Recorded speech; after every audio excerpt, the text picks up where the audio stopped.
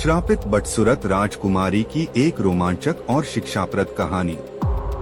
बहुत समय पहले की बात है। एक दूर राज्य में एक सुंदर और खुशमिजाज राजकुमारी रहती थी जिसका नाम रत्नप्रिया था। उसकी सुंदरता और बुद्धिमानी की दूर दूर तक चर्चा थी, लेकिन उसकी एक आदत थी जो उसे परेशानी में डालने वाली थी। उसे अपनी सुंदरता पर बहुत गर्व था।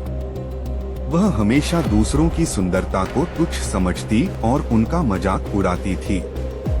एक दिन एक बूढ़ी महिला राजमहल में आई और उसने राजकुमारी से पानी मांगा।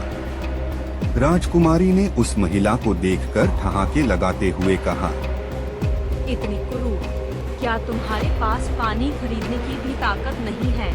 वह बूढ़ी महिला कोई और नहीं बल्कि एक शक्तिशाली जादूगरनी थी जो गरीबों की मदद करने के लिए बदल कर आई थी।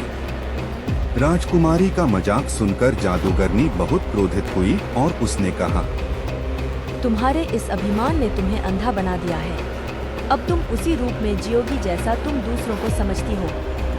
इतना कहते ही जादूगरनी ने राजकुमारी को श्राप दे दिया। राजकुमारी की सुंदरता एक पल में गायब हो गई और वह एक बदसूरत कुरूप स्त्री बन गई। उसका चेहरा बेजान हो गया, उसकी आंखें धुंधली हो गई और उसके बाल बेतरतीब हो गए। अब वह खुद को पहचान भी नहीं पा रही थी।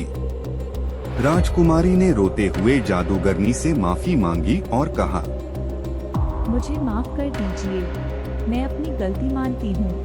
मैंने अभिमान में आकर आपकी अवहेलना की। जादूगरनी ने कहा, इस श्राप से छुटकारा पाना आसान नहीं होगा, लेकिन एक तरीका है।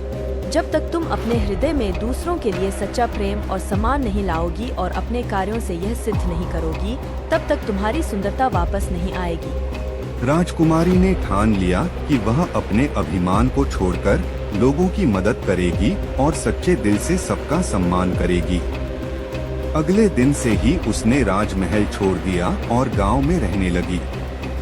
वह गरीबों की सेवा करने लगी, बीमारों की देखभाल की और जरूरतमंदों की मदद की। धीरे धीरे उसके व्यवहार में परिवर्तन आने लगा और लोग उसकी दयालुता की प्रशंसा करने लगे। कई महीनों के बाद जब उसने पूरी तरह से अपने अभिमान को त्याग दिया और सभी से प्रेम और करुणा से पेश आने लगी, तो जादूगरनी फिर से उसके सामने प्रकट हुई। उसने कहा, तुमने सच्चे हृदय से अपनी गलती सुधारी है। अब मैं तुम्हें तुम्हारी सुंदरता वापस देती हूँ। राजकुमारी की सुंदरता फिर से लौट आई, लेकिन अब वह न केवल बाहर से सुंदर थी बल्कि अंदर से भी एक दयालु और विनम्र व्यक्ति बन गई थी। शिक्षा: इस कहानी से हमें यह सीख मिलती है कि बाहरी सुंदरता का कोई मूल्य नहीं होता यदि हमारे दिल में अभिमान और दूसरों के प्रति अनादर हो। असली सुंदरता सच्चे दिल और विनम्रता में होती है। Please like, share and subscribe our channel to learn more.